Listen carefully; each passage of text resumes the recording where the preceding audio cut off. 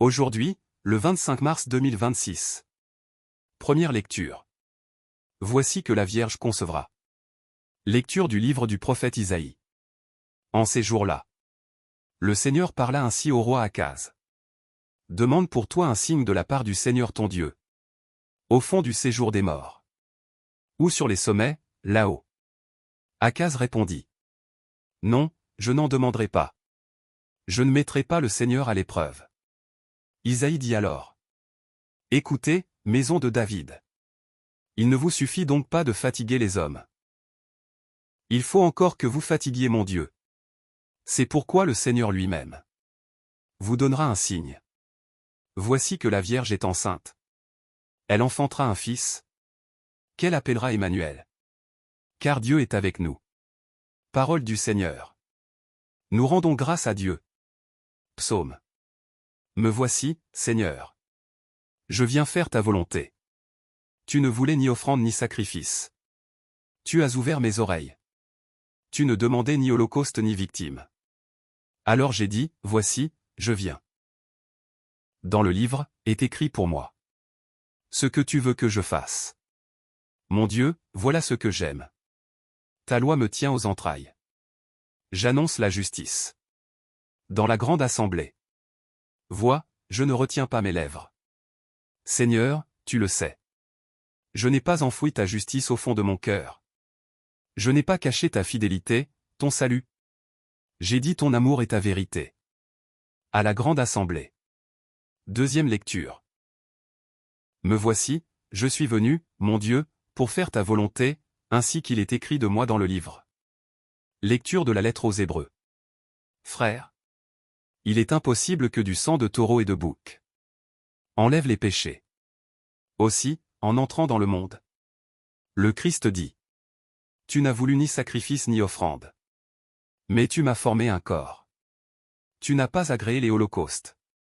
Ni les sacrifices pour le péché. Alors, j'ai dit, me voici. Je suis venu, mon Dieu, pour faire ta volonté. Ainsi qu'il est écrit de moi dans le livre. Le Christ commence donc par dire. Tu n'as pas voulu ni agréer les sacrifices et les offrandes. Les holocaustes et les sacrifices pour le péché. Ceux que la loi prescrit d'offrir. Puis il déclare. Me voici, je suis venu pour faire ta volonté. Ainsi, il supprime le premier état de choses pour établir le second. Et c'est grâce à cette volonté que nous sommes sanctifiés. Par l'offrande que Jésus-Christ a faite de son corps. Une fois pour toutes. Parole du Seigneur. Nous rendons grâce à Dieu. Évangile. Voici que tu vas concevoir et enfanter un fils. Gloire et louange à toi, Seigneur Jésus. Au temps pascal, Alléluia. Alléluia. Le Verbe s'est fait chair. Il a habité parmi nous.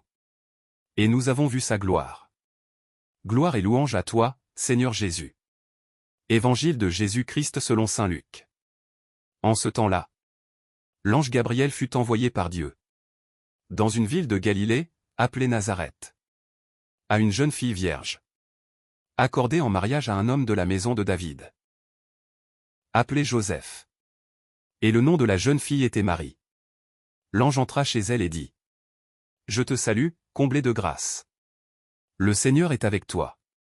À cette parole, elle fut toute bouleversée. Et elle se demandait ce que pouvait signifier cette salutation. L'ange lui dit alors. Sois sans crainte, Marie. Car tu as trouvé grâce auprès de Dieu. Voici que tu vas concevoir et enfanter un fils. Tu lui donneras le nom de Jésus. Il sera grand. Il sera appelé fils du Très-Haut. Le Seigneur Dieu lui donnera le trône de David son père. Il régnera pour toujours sur la maison de Jacob. Et son règne n'aura pas de fin. Marie dit à l'ange. Comment cela va-t-il se faire? Puisque je ne connais pas d'homme. L'ange lui répondit.